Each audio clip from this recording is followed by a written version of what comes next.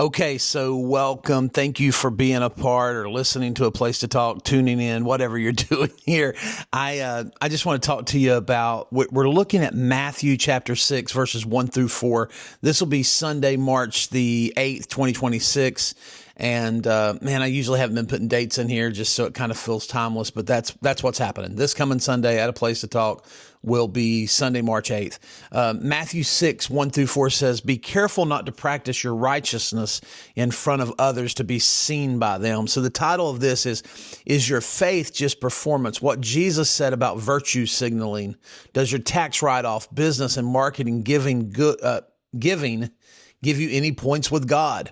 Now, A Place to Talk it's a church.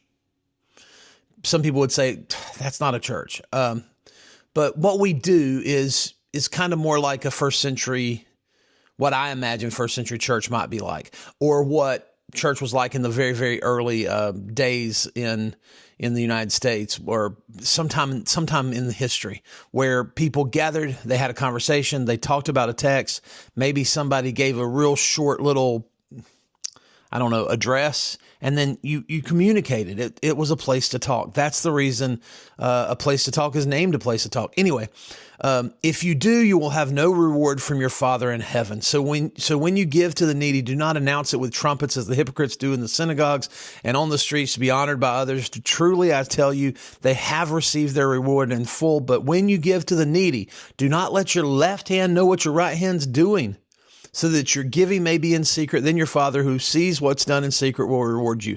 This is one of those times where I go, Jesus, were you a victim of your time? This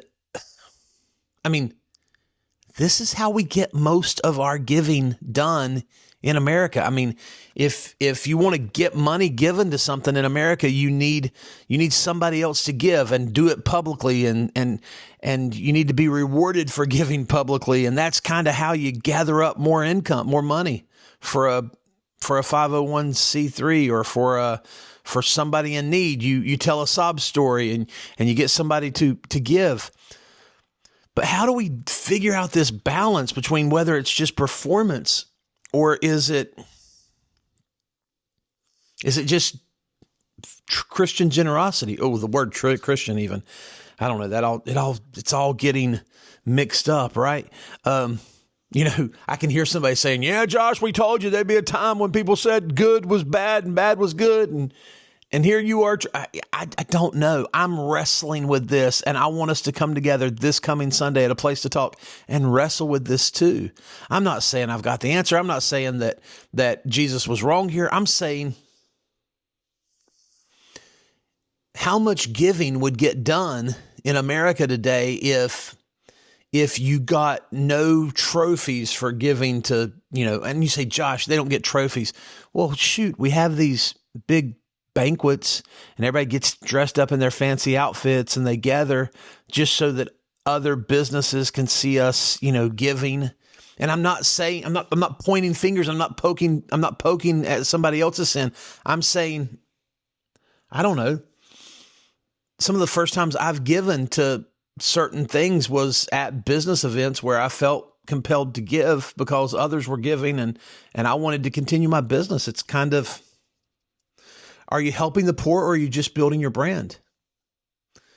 I'm sure not everyone's guilty of this because not everyone works in a personality-based sales kind of business. But those of us who do, we have to wrestle with questions like this. Why these pushback questions matter. They surface a real tension. Jesus seems to prioritize purity of motive. Modern systems prioritize maximum fundraising impact. Which matters more?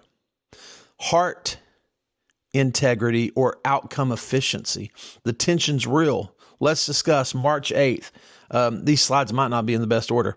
10:30 a.m. What did Jesus' original audience likely picture when they heard, "Do not announce it with trumpets"? Was this hyperbole? Did the trumpets thing actually happen? Was this a cultural jab?